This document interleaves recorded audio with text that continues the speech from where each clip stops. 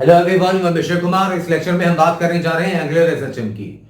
और angular SHM को आपको पढ़ना समझना ज्यादा आसान होगा अगर आप चीजों को कंपेयर करेंगे लीनियर एसएचएम से। लीनियर मोशन में हमने क्या क्या पढ़ा था? Force, displacement, velocity, acceleration. और रोटेशनल मोशन में सारी चीजें इनका एनालॉग थी। मतलब फोर्स का इक्विवेलेंट था टॉर्क, एक्सीलरेशन का इक्विवेलेंट था एंगुलर एक्सीलरेशन, डिस्प्लेसमेंट का इक्विवेलेंट एंगुलर डिस्प्लेसमेंट। मतलब कि रोटेशनल और लीनियर मोशन की इक्वेशंस भी एक जैसी ही थे, है ना। जैसे लीनियर मोशन में था v equal to u plus at, तो रोटेशन में था omega is equal to omega not plus alpha t। तो जाहिर है ये जो कंपैरिजन है इससे आप एंगुलर एसएचएम को बड़े आसान तरीके से समझ सकेंगे।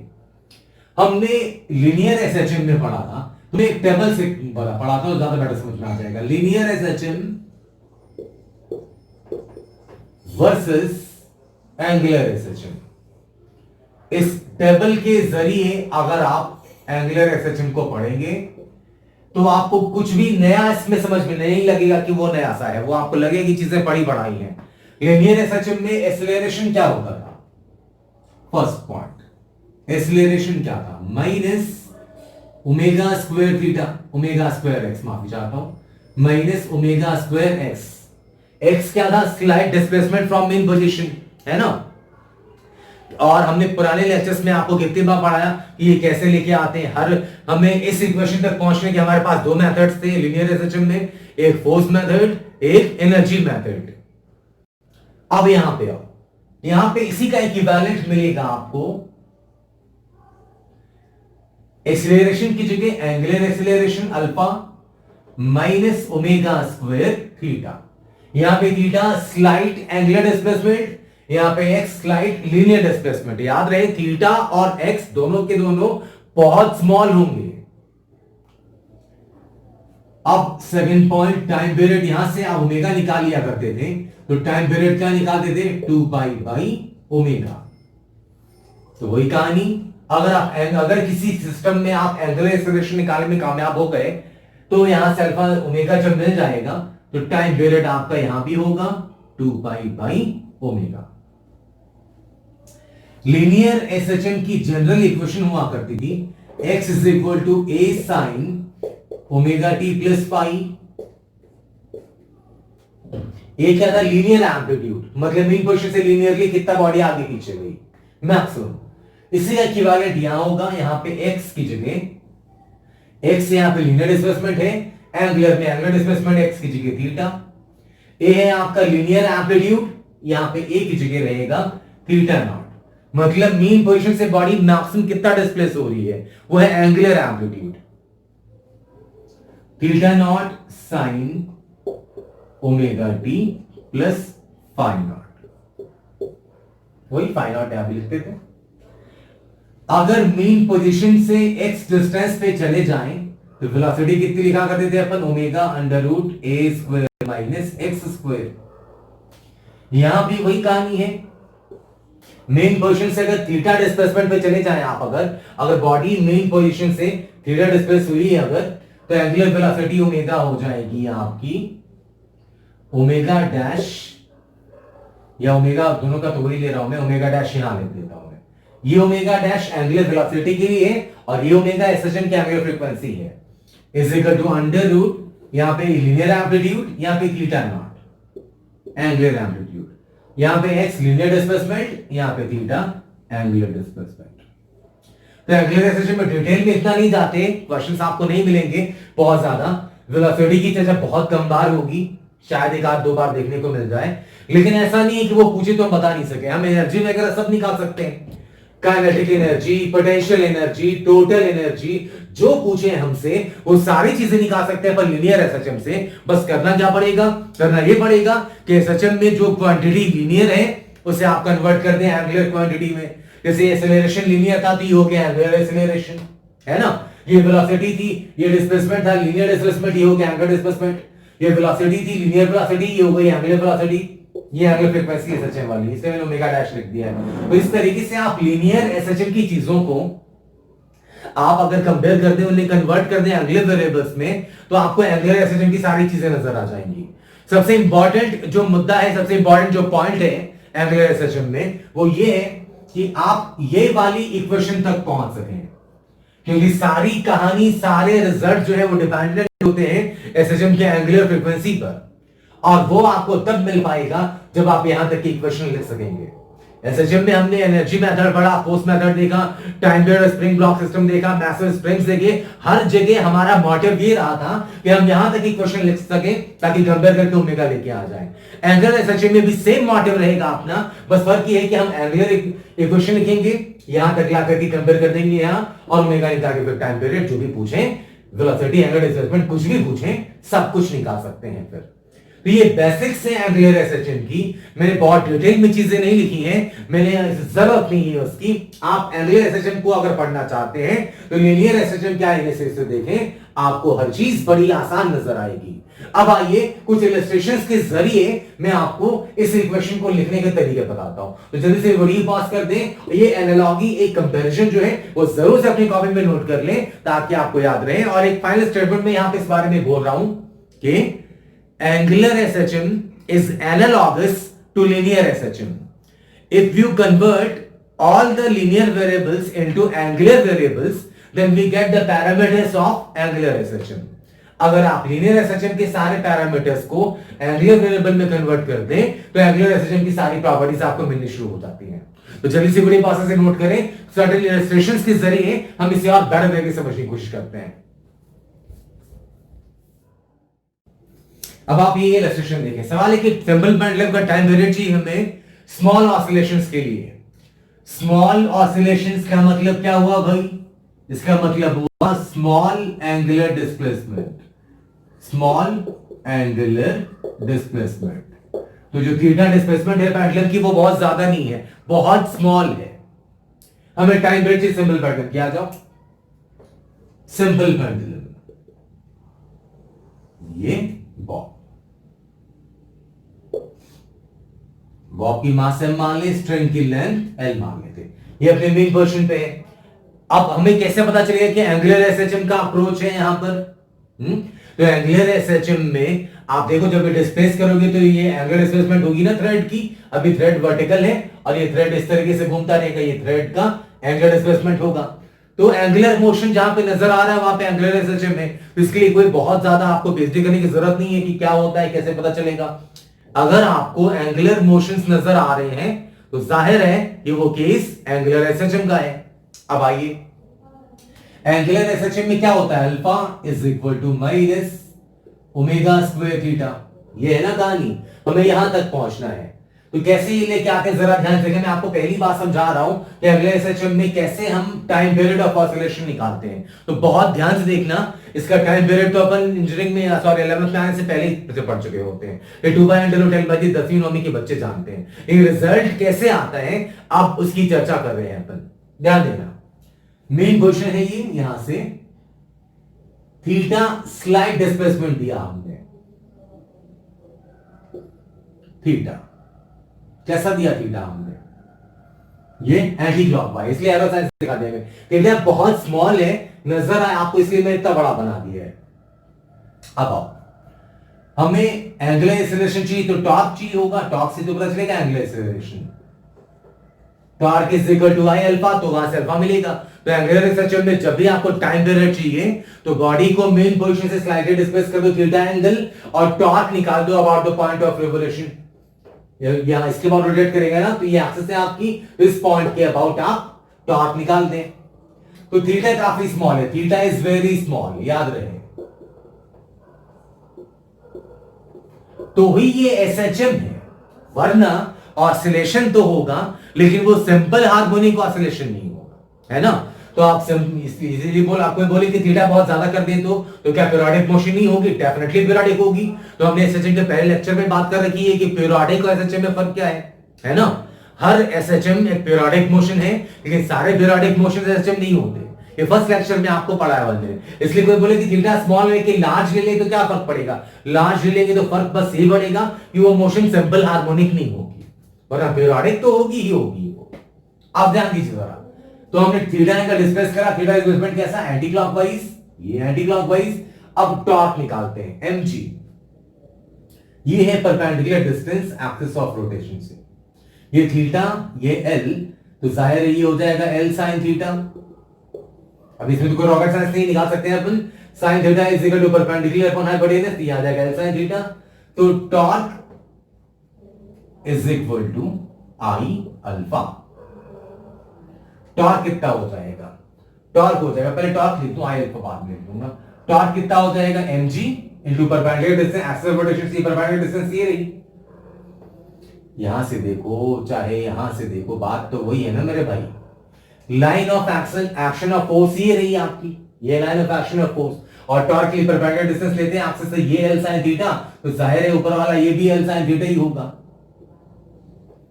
तो टॉर्क हो गया mg इंटू L sin theta. Torque is equal to I alpha, I alpha is equal to आ गया mg L sin थीटा। अब साइन थीटा जो है वो नियरली इक्वल टू होगा थीटा। क्यों भाई? Sine theta is nearly equal to theta, क्योंकि थीटा काफी स्मॉल है। ये जानते हैं ना अपन, ये दो चीजें हैं। अगर theta, if theta is very small, अगर थीटा की वैल्यू बहुत कम हो तो साइन थीटा जो है वो नियरली इक्वल टू थीटा होगा, और cos theta is nearly equal to 1। ये दो चीजें अपन जानते हैं पहले से। तो ये आ गया आई, अच्छा आई मतलब मोमेंट ऑफ इनर्शिया। तो इस बॉब का मोमेंट ऑफ इनर्शिया इसके बाद कितना होगा? पॉइंट मास है ना ये, m और डिस्टेंस l, तो ये हो गया ml स्क्वायर, ये अल्फा, और ये हो गया mg l, और साइन थीटा की जगह लिख दिया हमने थीटा। अब जो काट पिट करना है कर लो, जैसे mm कट गया यहां से, एक l कट गया यहां से, तो अल्फा इज इक्वल टू आ गया यहां से अल्फा, ये आ गया g by l into theta. But alpha and theta are in opposite directions. कैसे? आप जरा सोचिए, एंगुलर एक्सीलरेशन और एंगुलर डिस्प्लेसमेंट ये दोनों हैं अपोजिट डायरेक्शंस में। कैसे हैं? आपको ये समझ में आ रही बात?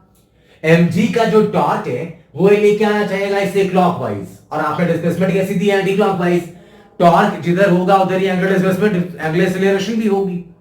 mg का टॉर्क, mg लेके आना चाहेगा बॉडी को क्लॉकवाइज, यहां से छोड़ेंगे इधर आनी चाहिए बॉडी, तो mg का टॉर्क लेके आना चाहेगा क्लॉकवाइज, आपने डिस्प्लेसमेंट दिया एंटी क्लॉकवाइज। इसलिए अल्फा और थीटा, जिधर टॉर्क होगी उधर ही अल्फा होगी, इसलिए अल्फा थीटा के अपोजिट है डायरेक्शन। इसलिए आप इसे लिख सकते हैं alpha is equal to minus g by l into theta. ये नेगेटिव साइन कहां से आ गया? कॉम्पनसेट करने के लिए नहीं लिखा है मैंने, प्योर लॉजिक है, ऐसे आपको समझना पड़ेगा। अल्फा थीटा की डायरेक्शंस डिफरेंट है, इसलिए आप वेक्टर फॉर्मेट लिखोगे तो वो माइनस साइन लगाना पड़ेगा आपको। बट एंगुलर एसएचएम, मैंने बोला था ना कि आपको हमेशा एंगुलर एसएचएम में एंगुलर एक्सीलरेशन की वैल्यू लानी है, और उसके बाद इससे कंपेयर करना है alpha is equal to minus omega square theta से। अब आप कंपेयर कर सकते हैं माइनस ओमेगा स्क्वायर थीटा, दोनों की तुलना करोगे तो यहां से आ जाएगा omega square is equal to g by l, यहां पे थीटा के साथ ओमेगा स्क्वायर, या थीटा के साथ g by l. Omega is equal to angular frequency यहां पे एसएचएम की जी बाई एल, यह आ गई ओमेगा की वैल्यू। और टाइम पीरियड पूछेंगे तो टाइम पीरियड होता है 2 pi by omega, 2 pi by omega, तो ये रूट डिनोमिनेटर में है तो रूट एच आ जाएगा ऊपर, तो 2 pi under root l by g. ये मतलब कि सिंपल पेंडुलम का जो टाइम पीरियड है वो 2 pi under root l by g आपको तब मिलेगा जब आप डिस्प्लेसमेंट उसे बहुत स्लाइड देंगे, स्मॉल डिस्प्लेसमेंट देंगे। अगर लार्जर डिस्प्लेसमेंट देंगे, अगर थीटा अगर स्मॉल नहीं हुआ तो भी मोशन तो पीरियोडिक होगी, लेकिन फॉर्मूला ये नहीं होगा, और टाइम पीरियड जो है आपका फॉर्मूला ये नहीं होगा। टाइम पीरियड कुछ ना कुछ होगी, लेकिन आप उसे आप एसएचएम नहीं कह सकते, क्योंकि एसएचएम के लिए ये कंडीशन वैलिड होनी चाहिए, alpha is proportional to alpha is equal to minus omega square theta, या alpha proportional to minus theta. अब जल्दी से वीडियो पॉज कर लें और इस सारे इलस्ट्रेशन को आप पहले से अगर जानते भी हो तो आप जरूर नोट कर लें, क्योंकि अपनी लर्निंग प्रोसेस में है अपन, और ये सीख रहे हैं कि एंगुलर एसएचएम कैसे निकालते हैं। तो क्या क्या हमने पढ़ा, जो बेसिक मोटिव है वो क्या था अपना, टाइम पीरियड निकालना, एंगुलर फ्रीक्वेंसी ओमेगा निकालना, और वो कैसे निकालना, हमने बॉडी को मेन पोजीशन से थीटा स्लाइटली डिस्प्लेस कर दो, टॉर्क निकाल दो, torque is equal to I alpha लिख दो, और जो अप्रोक्सीमेशन क्या है कि थीटा अगर काफी स्मॉल होगा तो अगर साइन थीटा दिखा तो वो थीटा के बराबर, कॉस थीटा दिखा तो 1 के बराबर, है ना। तो वो अप्रोक्सीमेशंस करने के बाद आपको रिजल्ट नजर आने लगेगा, एंगल से अल्फा आएगी उसे कंपेयर कर देंगे आप माइनस ओमेगा स्क्वायर थीटा से। एक छोटी सी चीज जो इंपॉर्टेंट है कि अल्फा और थीटा के डायरेक्शन को ध्यान रखना, थीटा और अल्फा यहाँ पे डिफरेंट थी तो मुझे माइनस साइन लगाना पड़ा। अब जल्दी से वीडियो पॉज करें, हम अगले सेशन में चलते हैं ताकि कुछ और अच्छी चीजें आपको मैं समझा सकूं। ये आपका अगला इलस्ट्रेशन है एंगुलर एसएचएम का। रॉड को कह रहे हैं क्वेश्चन में कि स्लाइटली रोटेट किया हल्का सा और छोड़ दिया, तो वो इस तरीके से एसएचएम का मूव करने लगेगा। तो वही पूछ रहे हैं कि टाइम पीरियड क्या होगा ऐसी स्मॉल ऑसिलेशंस के। तो आपके जहन में कैसे आएगा कि ये एसएचएम एंगुलर एसएचएम क्वेश्चन है, तो रॉड का एंगुलर मोशन नजर आ रहा है ना इस पॉइंट के बाद जहां पे हिंज्ड है ये, तो जाहिर सी बात है ये सवाल है एंगुलर एसएचएम का। आइए, थीटा मानते हैं कि रोटेट किया और छोड़ दिया, थीटा एंगल यहां पे रॉड कुछ ऐसा बन जाएगा, ये कुछ इस तरीके से, ये और स्प्रिंग थोड़ी सी खिंच के आ जाएगी यहां पे। रॉड को थीटा एंगल कैसा घुमाया मैंने यहां पे, कैसा कि इधर उधर कहीं भी ले आ सकता, कोई फर्क नहीं पड़ता इससे। मैंने थीटा इस तरह घुमाया, मतलब ये क्लॉकवाइज डायरेक्शन मायने रखता है। तो थीटा अगर काफी स्मॉल है तो यहां से इसको आर्क मान सकते हैं ना, theta is equal to l by r. तो थीटा यहां पे रेडियस कितनी है आर, तो ये जो एक्स मान ले कि ये जो है एक्स है, तो इसको मान ले एक्स, आर्क की जो लेंथ वो एक्स मान लेते हैं पर यहां से यहां थोड़ी सी की गई, एक्स इज इक्वल टू कितना हो गया, अच्छा आर मतलब वही रेडियस, यहां रॉड घूमेगा तो सर्कुलर मोशन का रेडियस तो एल ही रहेगा, l, x is equal to आ गया एल थीटा। मतलब ये x मैंने कैसे निकाला, theta is equal to l by r वाले फॉर्म में से। किसी भी आर्क में थीटा बराबर होता है एल बाई आर, एल मतलब आर्क की लेंथ, आर मतलब रेडियस। तो रॉड जब घूमेगा तो इस पॉइंट के अबाउट घूमेगा, तो जो रेडियस है वो तो इसकी लेंथ के बराबर, देखो आर की जगह एल लिख दिया मैंने, और एल मतलब की लेंथ ऑफ आर्क, वो मान लेता हूं मैं एक्स है, ये रख दिया यहां से, x is equal to l theta. मतलब स्प्रिंग की फोर्स जनरेट होगी इधर के x, क्लियर पॉइंट ये। और जब डिस्प्लेस होगा तो सेंटर mg जो फोर्स सेंटर ऑफ मास पे लगेगा ना, ये तो सेंटर ऑफ मास पे लगने वाला फोर्स ये रहा mg, ध्यान दीजिए। तो जब आप इसे थीटा एंगल रोटेट करेंगे, मैंने कैसा रोटेशन दिया है क्लॉकवाइज, तो जब आप थीटा एंगल रोटेट करेंगे तो टॉर्क प्रोड्यूस करने वाली दो फोर्सेस हैं, स्प्रिंग की फोर्स भी रॉड को इधर घुमाना चाहेगी, mg भी इधर घुमाना चाहेगी। स्प्रिंग की फोर्स रॉड को कैसे घुमाना चाहेगी, क्लॉकवाइज या एंटी क्लॉकवाइज, नजर आ रहा होगा आपको वो, अगर स्प्रिंग फोर्स की वजह से रॉड ऐसे घूमेगी, है ना, ऐसा है तो ये ऐसे घूमेगी, मतलब ये एंटी क्लॉकवाइज, ये इस तरीके से स्प्रिंग ऐसा खींचेगी, मतलब ये एंटी क्लॉकवाइज, और mg भी इधर ही लेके आएगा, मतलब mg का भी टॉर्क है एंटी क्लॉकवाइज, स्प्रिंग का भी एंटी क्लॉकवाइज, जबकि आपने डिस्प्लेसमेंट कैसी दी है क्लॉकवाइज, है ना। तो इसके पिछले वाले सेशन में भी आपको पढ़ाया मैंने कि ये डायरेक्शन का जो सेंस है वो बहुत ज्यादा इंपॉर्टेंट है। अब आइए, torque is equal to I alpha, torque किसका, mg का, तो mg का टॉर्क निकालोगे तो line of action of force mg, और ये अगर टोटल लेंथ l है तो जाहिर है कि यहां से यहां तक की लेंथ, ये लेंथ कितनी होगी l बाई 2, ये थीटा, तो ऑल्टरनेट से ये भी थीटा, तो ये लेंथ हो जाएगी आपकी l by 2 sine theta. I hope आपको ये समझ में आ रहा हो, ये लेंथ यहां से यहां तक l बाई 2, ये थीटा, तो ऑल्टरनेट से एंगल थीटा, ये l बाई 2, ये थीटा, तो sine theta is equal to perpendicular upon hypotenuse, hypotenuse ये रहा l बाई 2, तो ये लेंथ हो गई l बाई 2 साइन, तो mg का टॉर्क हो गया mg into l by 2 sine theta, ये mg का टॉर्क। अब इसके बाद किसका टॉर्क चाहिए, स्प्रिंग फोर्स का, तो स्प्रिंग फोर्स ये रही आपकी, लाइन ऑफ एक्शन ये रहा kx इधर, और परपेंडिकुलर डिस्टेंस कितनी होगी, ये रहेगी परपेंडिकुलर डिस्टेंस, ये थीटा, तो ऑल्टरनेट से ये भी थीटा, ये लेंथ L, ध्यान देना यहां से यहां तक की पूरी लेंथ L, ये थीटा, तो ये लेंथ कितनी हो गई L cos थीटा, थोड़ा सा लिख रहा हूं, आप सब जूम करके देख लेना। यहां से यहां तक जो रॉड है आपकी, ये जो रॉड है इसकी लेंथ है L, ये एंगल थीटा, तो ये हो गया L cos theta, cos theta is equal to base upon hypotenuse. तो ये स्प्रिंग फोर्स kx और लाइन पर एक्सिस से परपेंडिकुलर डिस्टेंस ये रही आपकी L cos थीटा, तो plus kx into L cos theta is equal to I alpha, is equal to I alpha. अब पहले में x की वैल्यू दिया आ गया mg L/2 sin थीटा और प्लस के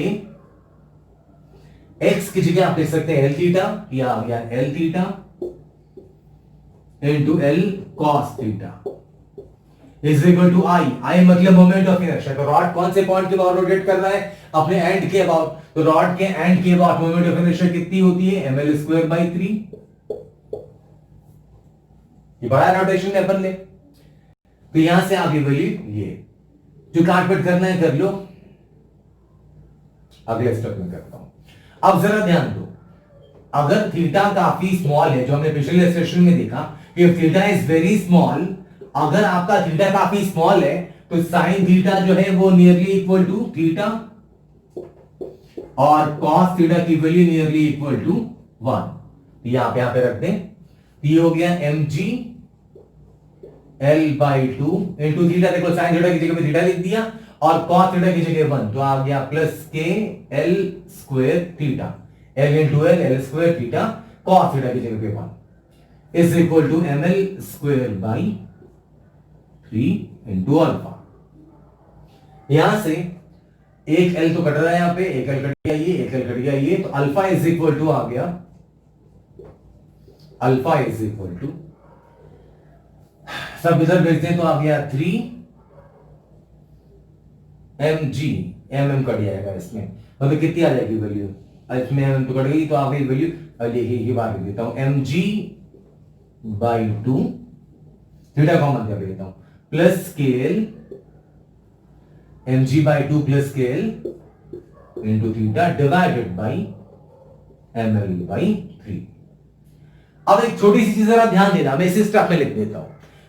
एंगुलर एक्सीलरेशन का डायरेक्शन वही होगा जो टॉर्क का होगा। mg इसे लाना चाहेगी कैसा, एंटी क्लॉकवाइज, स्प्रिंग भी इसे ले जाना चाहेगी एंटी क्लॉकवाइज, जबकि आपने डिस्प्लेसमेंट कैसी दी है, क्लॉकवाइज, इसलिए अल्फा और थीटा डायरेक्शंस होंगे डिफरेंट, इसलिए मैं लग रहा हूं माइनस साइन यहां पे। तो मैथमेटिकली बंदा परेशान है कि अचानक से माइनस ऊपर नहीं था, यहां कैसे आ गया, यहां कैसे लिखा मैंने वेक्टर फॉर्मेट में। अल्फा और थीटा की डायरेक्शंस डिफरेंट है, अल्फा है एंटी क्लॉकवाइज क्योंकि टॉर्क है एंटी क्लॉकवाइज, और थीटा आपने दिया है क्लॉकवाइज, तो दोनों डायरेक्शंस डिफरेंट है, इसलिए मैंने यहां पे माइनस साइन सब्स्टिट्यूट कर दिया।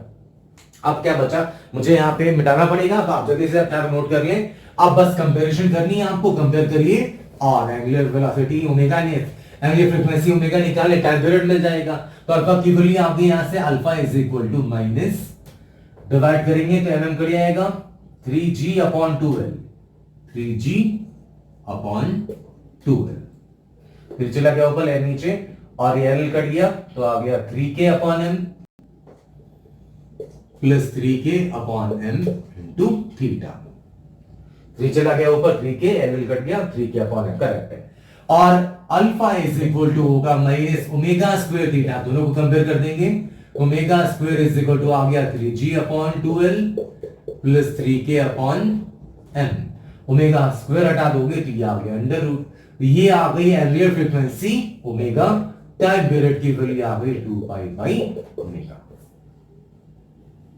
मतलब कोई बहुत बड़ी कहानी नहीं है और ऐसा कुछ नहीं जिससे आपको घबराहट हो। एंगुलर सेक्शन कुछ लोग घबराने लग, परेशानी थोड़ी सी होती है, लेकिन मेरा ये कहना है कि अगर आप एंगुलर एसएचएम को लिनियर एसएचएम के चश्मे से देखेंगे तो एंगुलर एसएचएम आपको बहुत आसान, बहुत इजी नजर आएगा।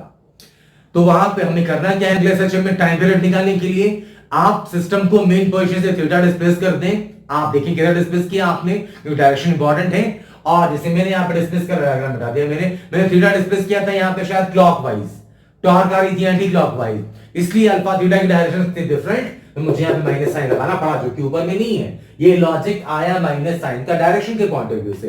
तो बॉडी को मीन पोजीशन से थीटा डिस्प्लेस करें, टॉर्क लिख दें, और क्योंकि डिस्प्लेसमेंट बहुत स्लाइट डिस्प्लेसमेंट है, तो ये अप्रॉक्सीमेशन की थीटा साइन थीटा बराबर थीटा और थीटा बराबर 1, ये आपको इस्तेमाल करना पड़ेगा। और अगर आपने टॉर्क इक्वेशन सही से लिखी है तो फिर आपको कोई परेशानी नहीं होगी, कोई नहीं रोक सकता, और आप इस इक्वेशन तक हर बार पहुंचेंगे। और जब यहां तक पहुंच जाएंगे तो alpha is equal to minus omega square theta से कंपेयर करिए, ओमेगा लाइए, टाइम पीरियड लिखिए।